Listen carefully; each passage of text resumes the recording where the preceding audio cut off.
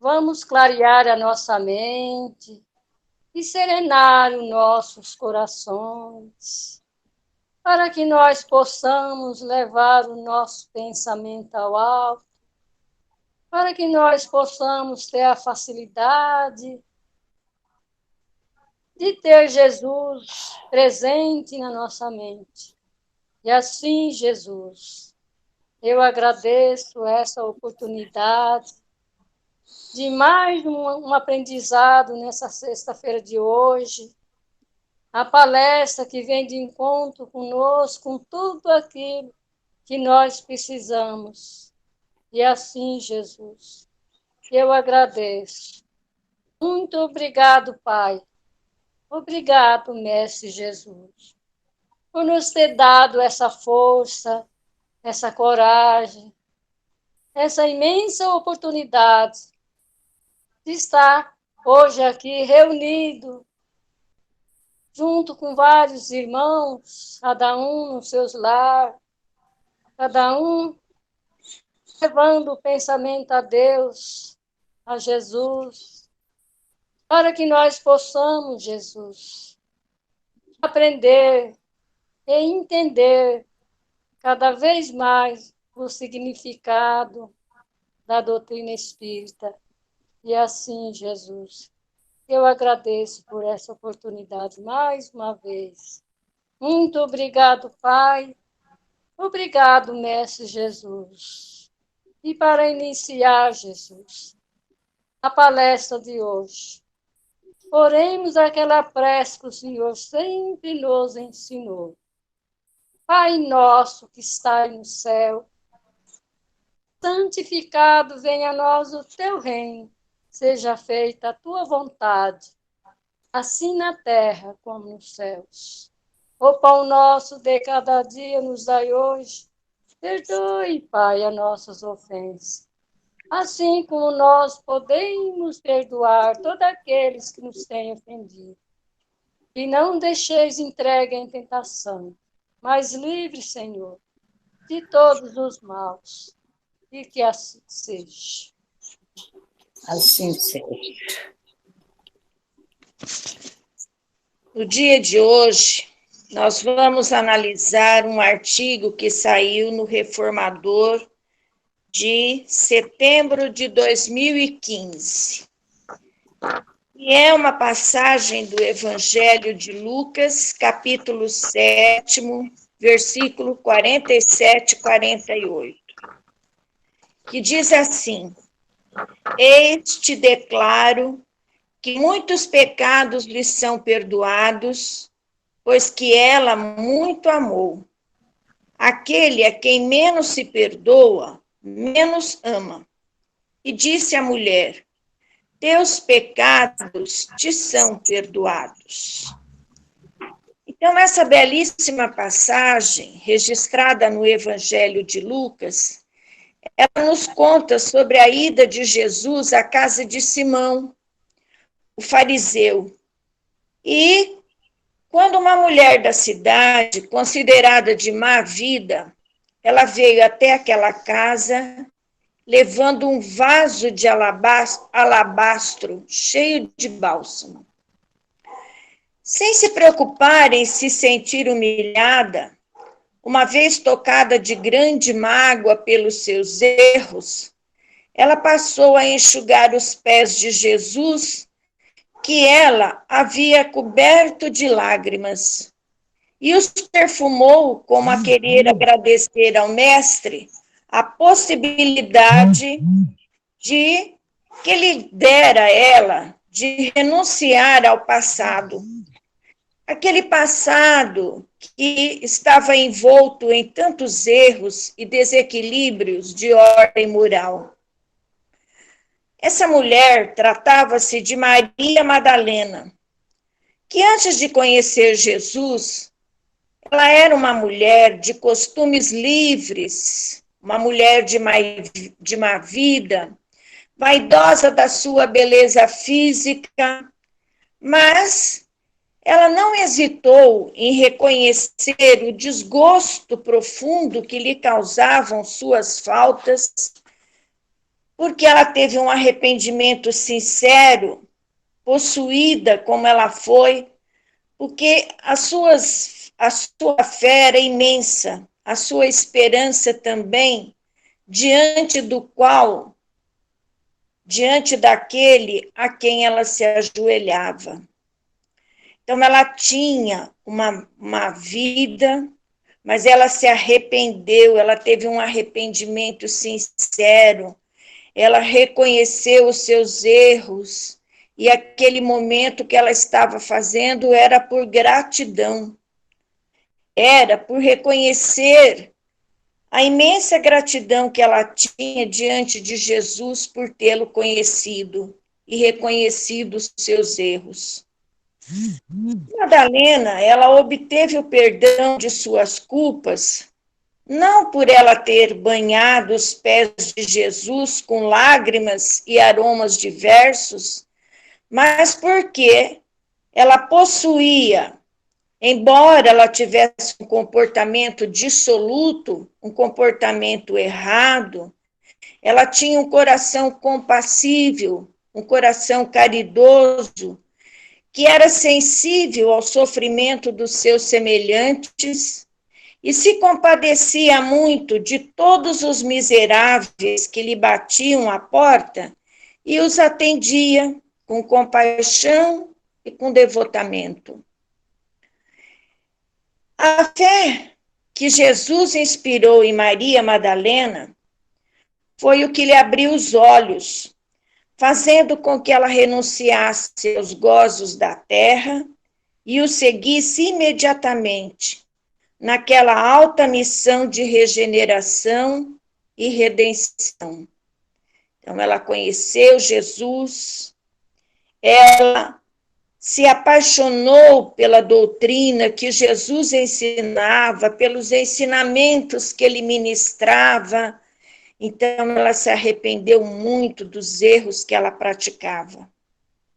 Mas, mesmo assim, ela tinha um coração bondoso, ela atendia a todos com amor, com carinho, com devotamento. E esse exemplo que nós estamos analisando, ele é de máxima importância, porque ele fez surgir o arrependimento, cuja influência sobre os destinos dos espíritos, ela é poderosa, especialmente no estado corporal. Já na vida atual, quando nós estamos encarnados, é imprescindível progredir espiritualmente, procurando reparar as nossas faltas. Aqueles de nós que compreendemos as imperfeições que possuímos, podemos sempre nos melhorar, se arrepender do que nós fizemos de errado e nos melhorarmos. Infelizmente, porém, esse arrependimento, para alguns, nem sempre é imediato. Ele demora muito, pois as pessoas permanecem presas ao orgulho e se revoltam contra Deus em função dos sofrimentos que elas passam, e negando a sua infinita misericórdia, que lhes permitiria padecer menos por ajudá-los a reconhecer o caminho errado que tomaram. Então, veja bem, muitas vezes nós sofremos e nós sabemos por que nós estamos sofrendo. Muitas vezes nós temos uma mágoa que nos consome, nós temos aquela mágoa que nós guardamos dentro de nós, que nós seríamos muito mais felizes, muito mais ajudados, se nós voltássemos, nos arrependêssemos, né? E nos libertássemos dessa mágoa, desse sofrimento. Mas muitas vezes o que acontece? As pessoas ficam presas ao orgulho, se revoltam contra Deus, porque ela está sofrendo, porque ela está passando por aquele sofrimento. Então, isso daí, ao invés de diminuir a dor, de diminuir o sofrimento, só vai fazer com que ele aumente mais. Porque nós não estamos sendo ajudados pela infinita misericórdia de Deus, que nos permitiria sofrer menos, se nós nos livrássemos de tudo isso.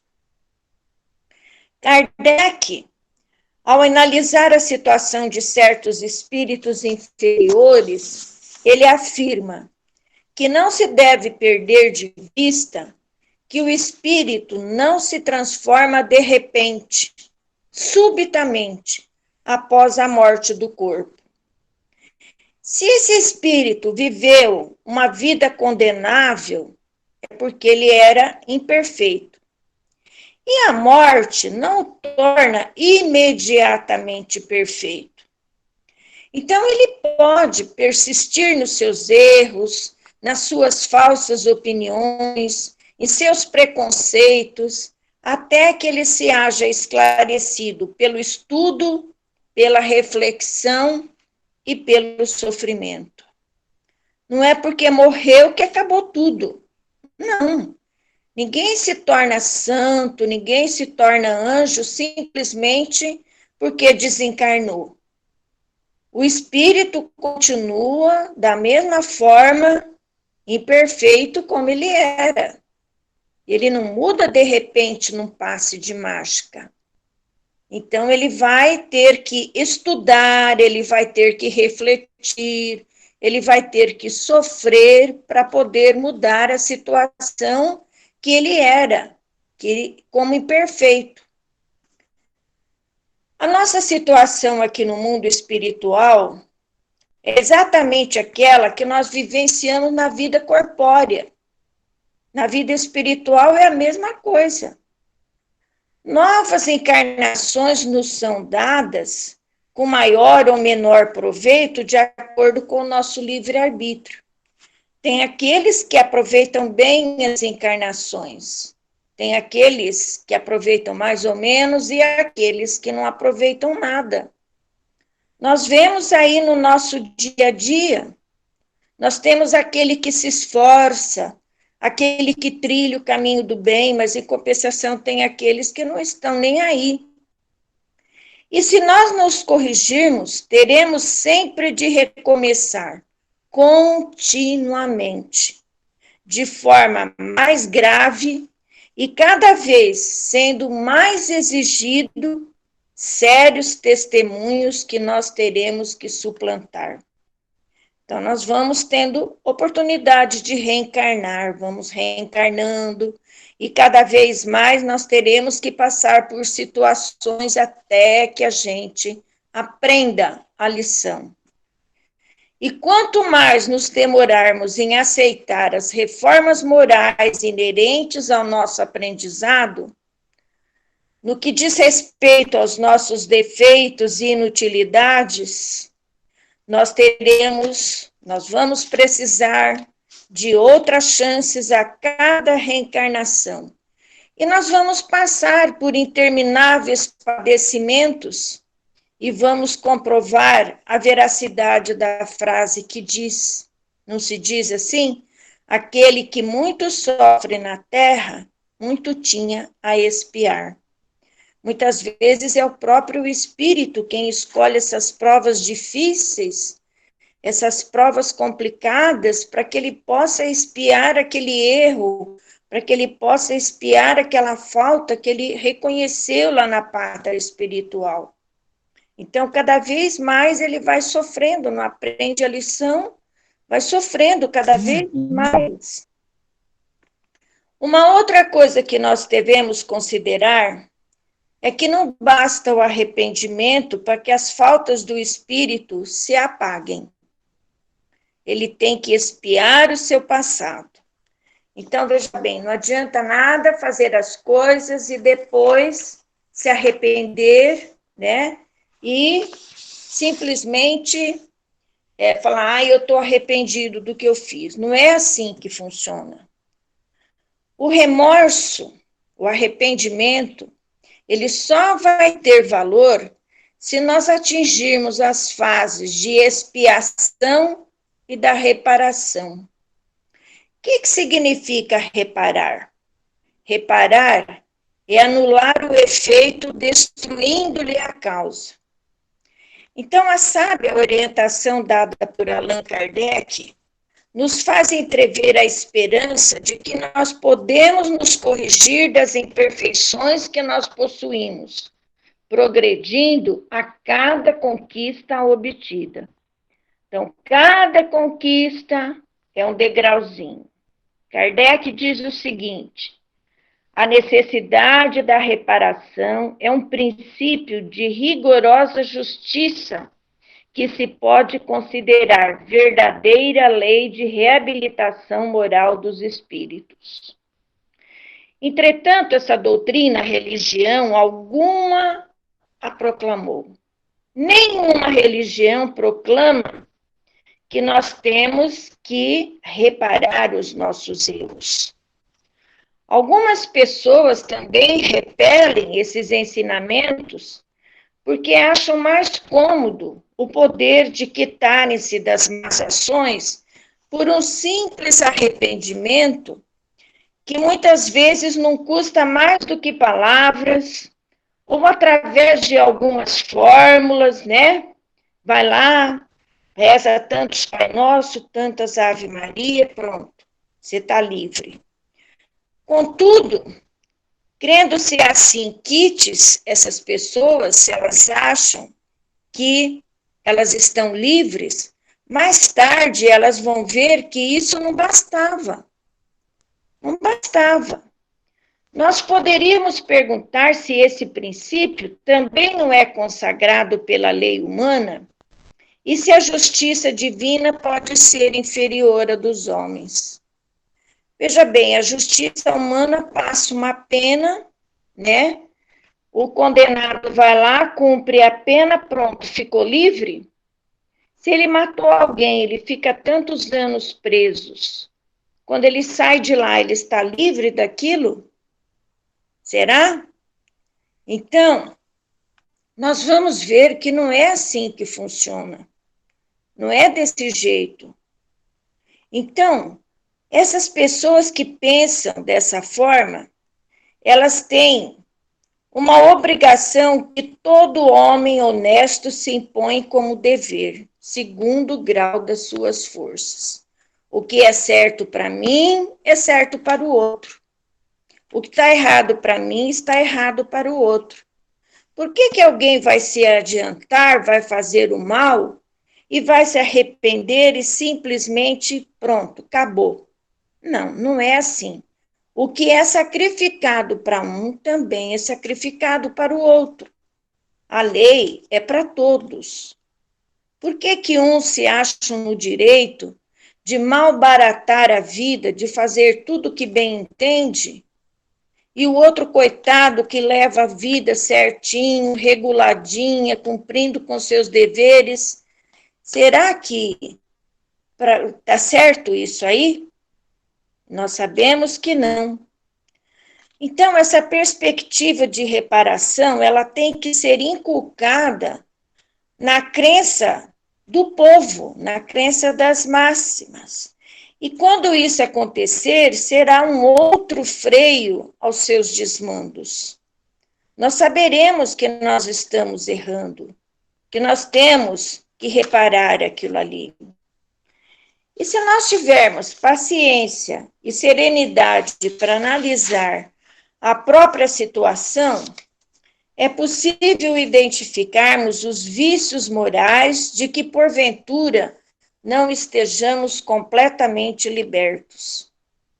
Pela espécie de sofrimento e vicissitude da nossa existência material, nós conseguimos avaliar a natureza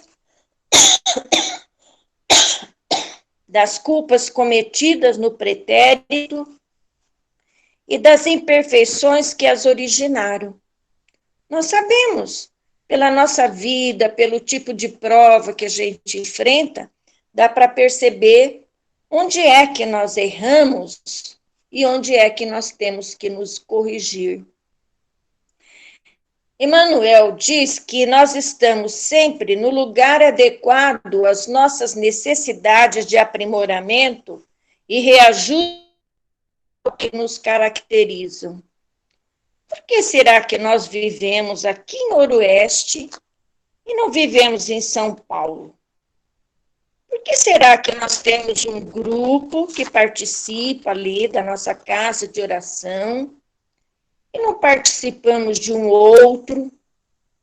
Por que será que nós temos o nosso círculo de amizade, temos as nossas dificuldades e que não são outras? Então, se nós formos analisar isso daí, nós vamos ver que nós estamos no lugar que está adequado às necessidades de aprimoramento e reajustamento espiritual que nós necessitamos. As provas e expiações, elas vão nos fazer resgatar os prejuízos causados aos nossos semelhantes. Se as circunstâncias se mostram contrárias às nossas expectativas, nós temos que ter resignação, harmonizando a consciência sem reagir de maneira intempestiva perante a dor, sem revolta, sem queixumes, sem sofrimento. Eu estou passando por isso porque eu tenho que passar. Eu estou morando aqui, não estou numa cidade grande, porque é aqui que eu tenho que morar. É aqui o meu círculo onde eu devo ficar para resgatar meus débitos. E a pluralidade da existência ou das existências e a nossa destinação da Terra, elas explicam as diferenças da ventura e da desventura. Nós sabemos disso. As diferenças entre os bons e os maus nesse planeta. Estudando doutrina espírita, nós sabemos por que existem essas diferenças. Uns são venturosos, outros são tão infortunados. Uns são tão bons, outros são tão maus. Por que será, né? Nós sabemos que isso daí depende do nosso estado evolutivo. Depende das provas que nós temos que atravessar. E essa normalidade, porém, ela é aparente, pois ela é considerada apenas do ponto de vista dessa nossa vida, da vida presente. Nós estamos analisando apenas a vida presente. Nós não temos condições de analisar as vidas pretéritas. Então, aquilo que nós vemos, né, essa normalidade é apenas de acordo com o que nós estamos vivendo. E aquele que se esforça pela sua transformação moral ao longo de várias encarnações, verá que a cada um é atribuída a parte que lhe compete, sem que a justiça de Deus nunca se interrompa. Então, nós estamos sempre seguindo em frente. A justiça de Deus nunca se interrompe, ela está sempre acontecendo. E sabe também que permanece um mundo inferior, que permanece no mundo inferior, e que somente por suas imperfeições a ele se conserva preso, dependendo só de si trabalhar por se melhorar. Por que nós estamos aqui nesse mundo? Porque nós temos as nossas imperfeições. Se nós não as tivéssemos, nós estaríamos num outro mundo. Nós estamos presos aqui, mas depende de nós trabalhar, melhorar e partir para um mundo melhor. O nosso mundo está em vias de se tornar mundo de regeneração. Como que nós vamos continuar aqui no mundo de regeneração? Através do nosso trabalho, através do nosso melhoramento, através das nossas atitudes. E no capítulo 5 do Evangelho segundo o Espiritismo, a mensagem consoladora da promessa de Jesus, bem-aventurados os aflitos, ela nos faz refletir sobre a magnanimidade de Deus Pai, que facultou ao homem reparar seus erros, que não o condena irrevogavelmente por uma primeira falta. Então, não é porque nós cometemos uma falta que nós estamos definitivamente condenados, castigados. Não é assim. O que diz no Evangelho? As tribulações podem ser impostas a espíritos endurecidos ou extremamente ignorantes, para levá-los a fazer uma escolha com conhecimento de causa. Os espíritos penitentes, porém, desejosos de reparar o mal que hajam feito e de proceder melhor, esses as escolhem livremente.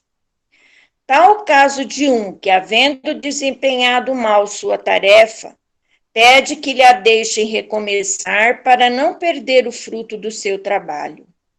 As tribulações, portanto, são ao mesmo tempo expiações do passado, que recebe nelas o merecido castigo, e provas em relação ao futuro que elas preparam. Então, aqueles espíritos endurecidos, aqueles espíritos, inferiores, eles não têm condições de escolher suas provas. Então, elas lhes são impostas. E eles vêm aqui, vão sofrer, vão reparar alguma coisa. Depois, na frente, eles terão condições de escolher as suas provas. Como aqueles que já estão em condições de reparar o mal que hajam feito e proceder melhor, eles podem escolher as suas provas livremente. Eles reconheceram os seus erros, então eles pedem para voltar e reparar aquela falta em que eles estiveram mergulhados.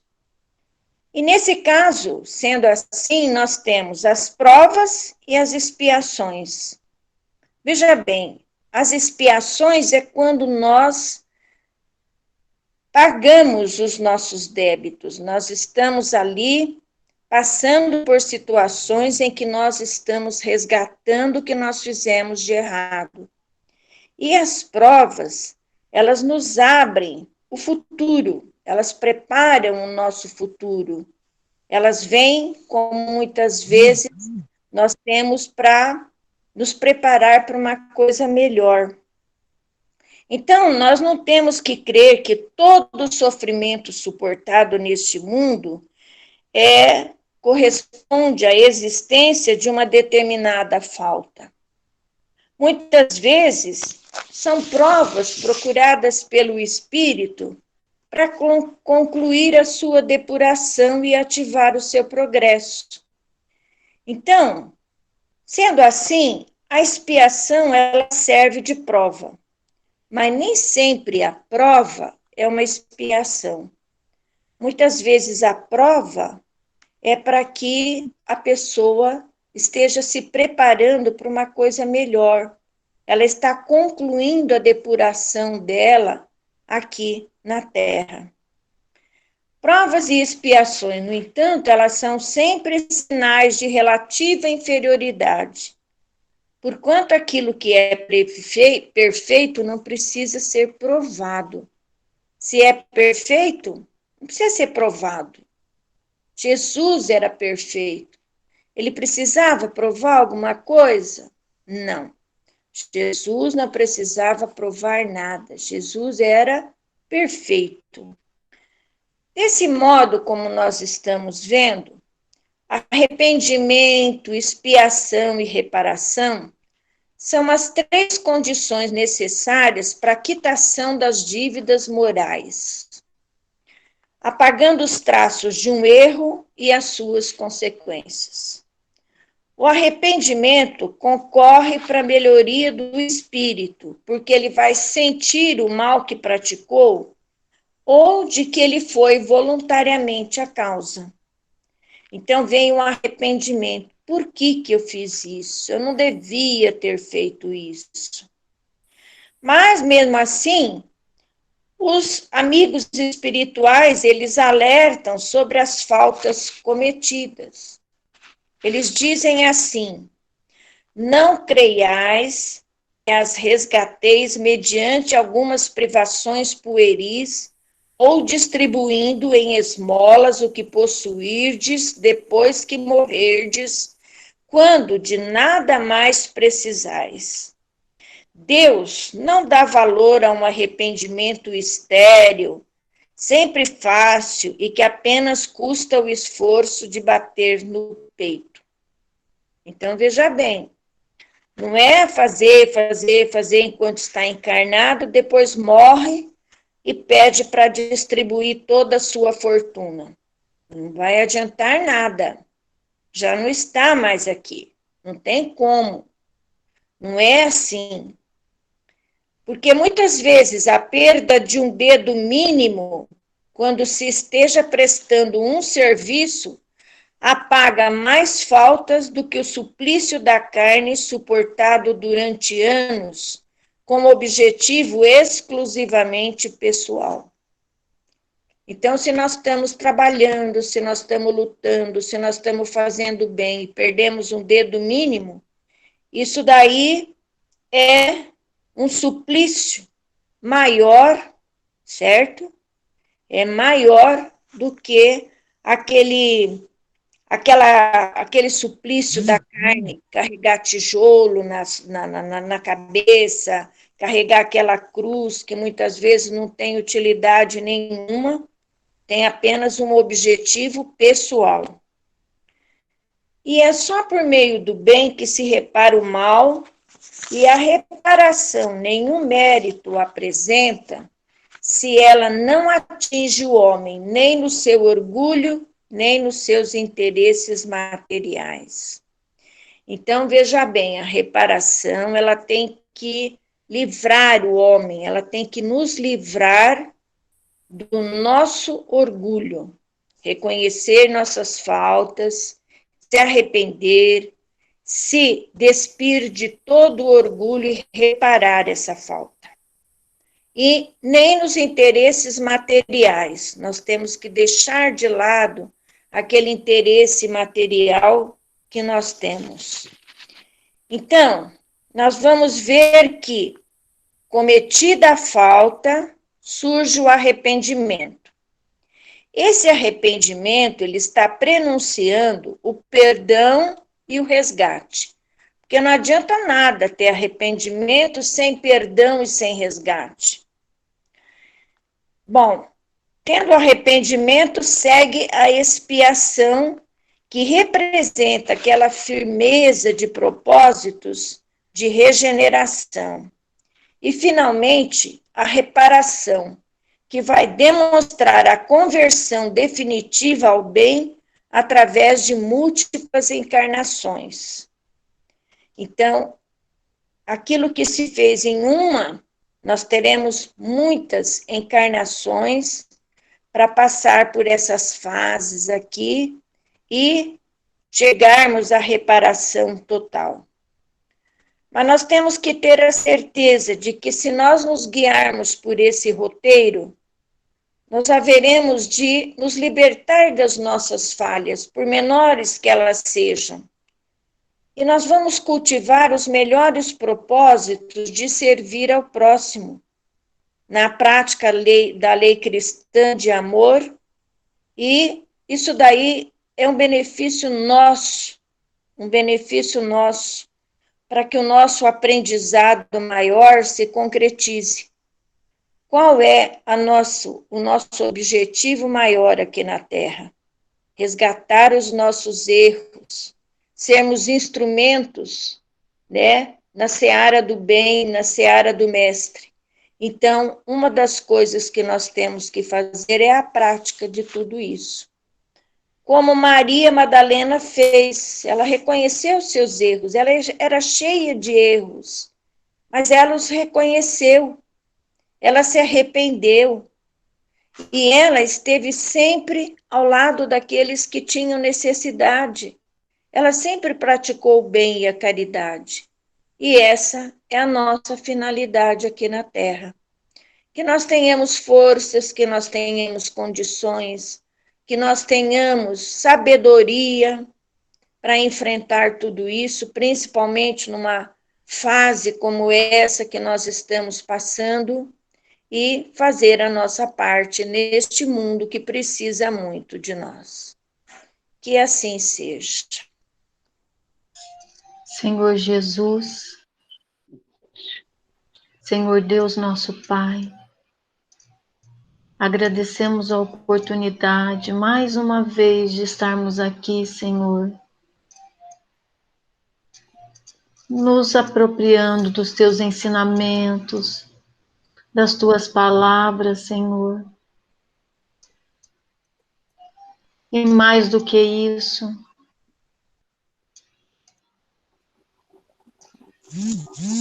incorporando os teus ensinamentos na nossa prática do dia a dia, do amor ao próximo, da caridade. Senhor, rogamos para que consigamos no nosso dia a dia, nas oportunidades que surjam, que consigamos enxergá-la, para praticar esse bem, Senhor. A prática da caridade e ofertar o que sabemos que temos no nosso íntimo, Senhor, ao nosso irmão, que cruzamos no dia a dia, e que um pouquinho do que podemos doar para o nosso irmão pode fazer toda a diferença na sua vida, na sua existência, no sofrimento, na dificuldade pela qual está passando. Obrigado, Senhor, pela oportunidade que temos de estarmos aqui para escutar os teus ensinamentos e que tenhamos essa força, essa sabedoria para aplicá-lo, Senhor. Assim seja. Que assim seja.